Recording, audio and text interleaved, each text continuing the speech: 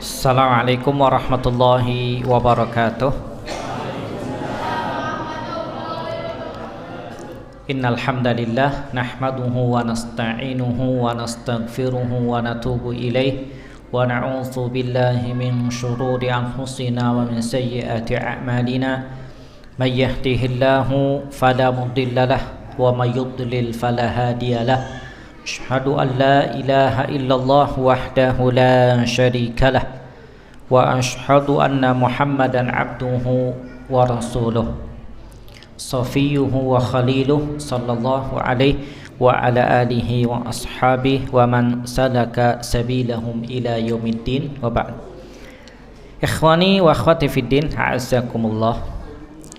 Hari demi hari kita lalui, waktu demi waktu kita lampaui, tidak terasa kita sudah berada di hari yang keberapa?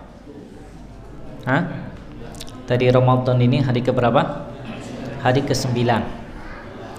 Ya, artinya sudah nanti masuk ya, nanti malam ke-10, besok hari ke-10 dan terus akan kita lalui. Dan itu kata Allah Ta'ala ayyamam ma'dudat, hari-hari yang cuman sebentar, tidak lama. Maka kita sebagai seorang mukmin mesti tahu tentang bagaimana kita ya panen di bulan Ramadan itu. Kalau kita lihat ya, petani itu biasanya kalau nanam ujung-ujungnya ingin panen.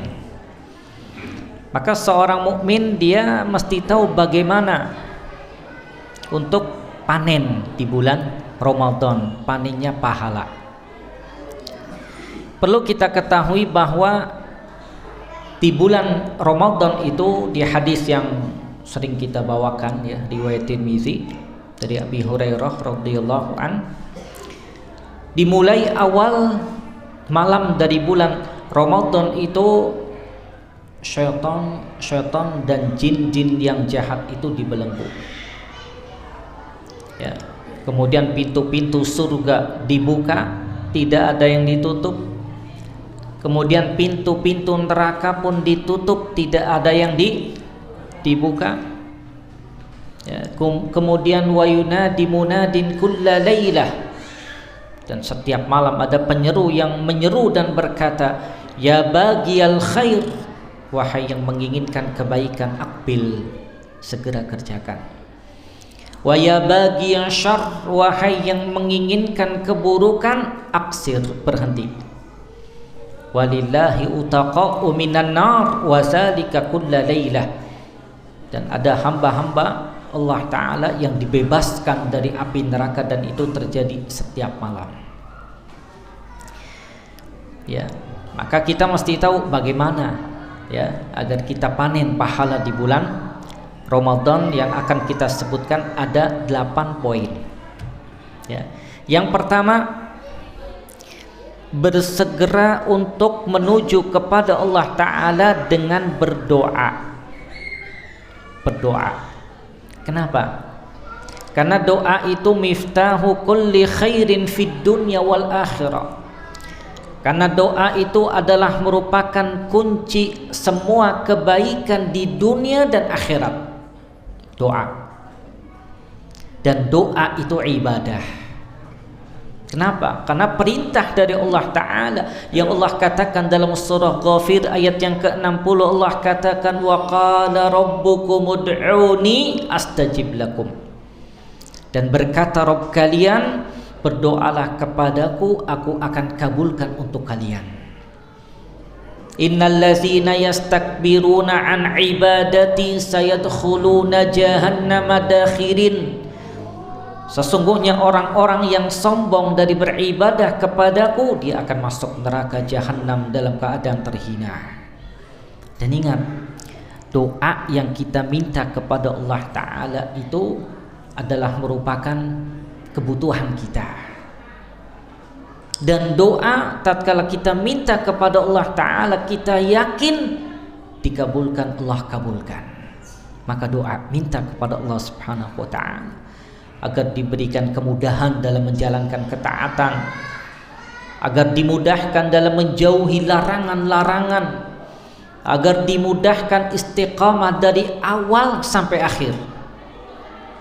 Coba ana tanya, dari hari pertama sampai sekarang antum merasa naik tetap atau turun? Hah? Ini bensinnya udah mulai habis ya. Turun. Ya, minta kepada Allah Subhanahu wa taala agar tetap konsisten, bahkan terus tambah naik, tambah semangat. Ya, ini yang pertama. Kemudian yang kedua,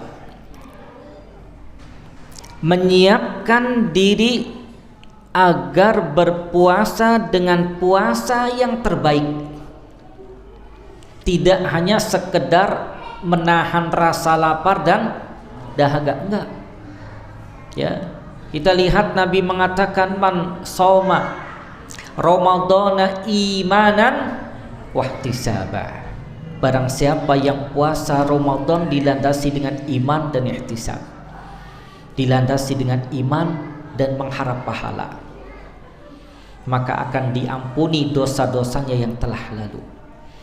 Bahkan tatkala Nabi ditanya tentang orang yang puasanya paling baik, paling bagus, maka Nabi mengatakan aksaruhum lillahi sikra, yaitu yang paling banyak diantara mereka dalam mengingat Allah Subhanahu wa ta'ala, itu terbaik.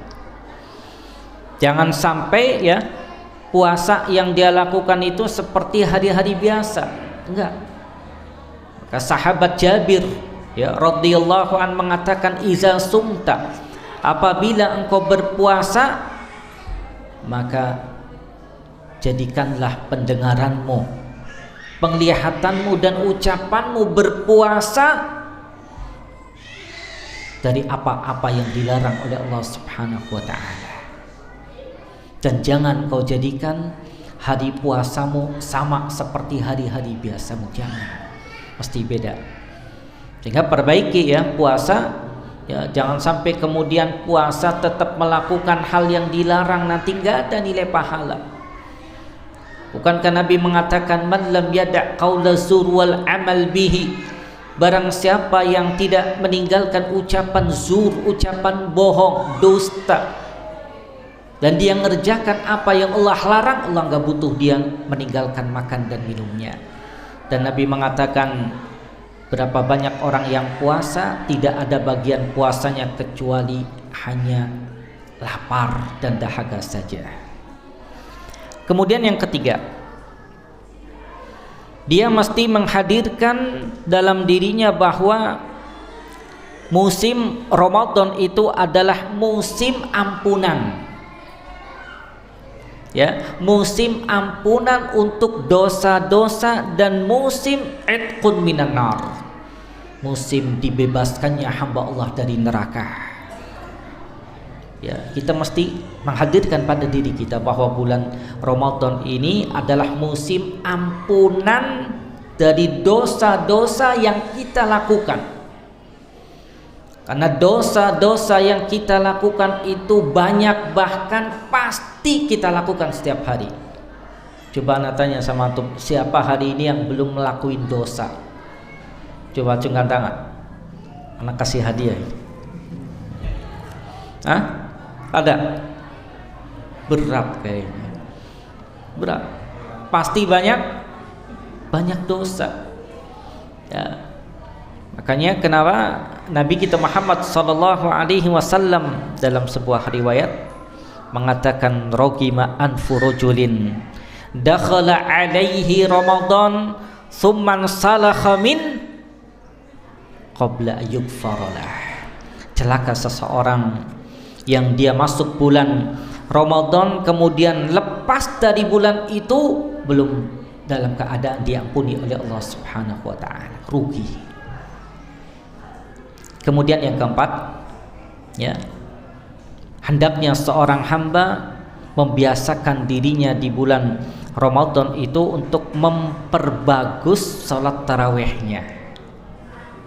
Apa sih ya kategori orang tarawihnya itu bagus? Mudah. Salat tarawihnya itu cuman dilandasi dengan dua hal, imanan wahtisaban. Barang siapa yang qama Ramadhana imanan wahtisaban, kata Nabi, barang siapa yang qiyam salat tarawih dilandasi dengan iman dan ihtisab, maka akan diampuni baginya dosa-dosa yang lalu. Dan termasuk diantara baiknya qiyam adalah ikut bersama imam sampai selesai. Makanya Nabi mengatakan, man qama ma'al imami hatta yansarif, barang siapa yang salat tarawih bersama imam sampai selesai, bukan 8 rakaat kemudian keluar, enggak, sampai selesai. Kalau imamnya 11 rakaat, kalau imamnya 23 maka 23 rakaat sampai selesai. Coba sekarang anak tanya, dari malam pertama sampai tadi malam, yang enggak ngerjakan salat tarawih sekali ada? Apa banyak? Insya Allah ngerjakan terus ya. Kemudian yang kelima, agar waspada dan berhati-hati dari perkara-perkara yang mengurangi nilai ibadah puasa. Melalui apa? Ya, melalui alat komunikasi, handphone. Kalau mungkin dulu hanya sekedar televisi, ya, sekarang semuanya ada di HP. Ya, tinggalkan melihat hal-hal yang gak bermanfaat. Ya, fokuskan kepada, kalau antum lihat yang bermanfaat, tilawah, ceramah, ya. Agar apa? Agar mengalihkan dari hal-hal yang gak bermanfaat atau yang bahkan terjerumus pada yang dilarang kepada yang bermanfaat. Hati-hati, karena ini akan mengurangi nilai puasa kita. Makanya waspada. Ya. Kemudian yang keenam, al-inayatu bil Quran, perhatian dengan baca Al-Quran. Kenapa? Karena bulan Ramadan ini kata Allah Ta'ala, syahrun unzila fihi Al-Quran, bulan yang diturunkan Al-Quran. Para ulama seperti Imam Malik dan yang lain, tatkala masuk bulan Ramadan mereka fokus dengan Quran. Fokus dengan Quran. Mereka, diantara mereka mengatakan bahwa bulan Ramadan ini adalah syahrut tilawah, bulan untuk baca Quran. Sehingga diantara mereka ada yang mengkhatamkan 60 kali, ada yang mengkhatamkan 30 kali, ada yang mengkhatamkan 10 kali. Antum sudah dapat berapa sekarang? Coba yang sudah 10 juz, acungkan tangan.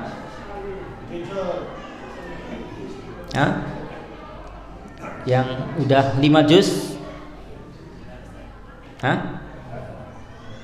Masya Allah. Yang sudah khatam? Belum, ya. Inayah bil Quran, perhatian dengan Al-Quran, ya, fokus, ya. Kalau antum baca 1 jam itu bisa dapat 1 juz kalau antum fokus dan lancar, ya. Terlebih antum punya banyak waktu pagi ba'da subuh, ya, antum baca, kemudian pagi menjelang kalau ada waktu sholat duha selesai antum baca, siang antum baca, ya. Walaupun memang berat, ya, kadang Quran di tangan matanya kemana? Udah gini, ya, khusyuk gitu kan, ngantuk. Paksakan, ya, agar Al-Quran itu betul-betul jadi pedoman kita. Karena orang yang gemar perhatian dengan Al-Quran menunjukkan bahwa dia akan menjadi orang yang ahlul Quran.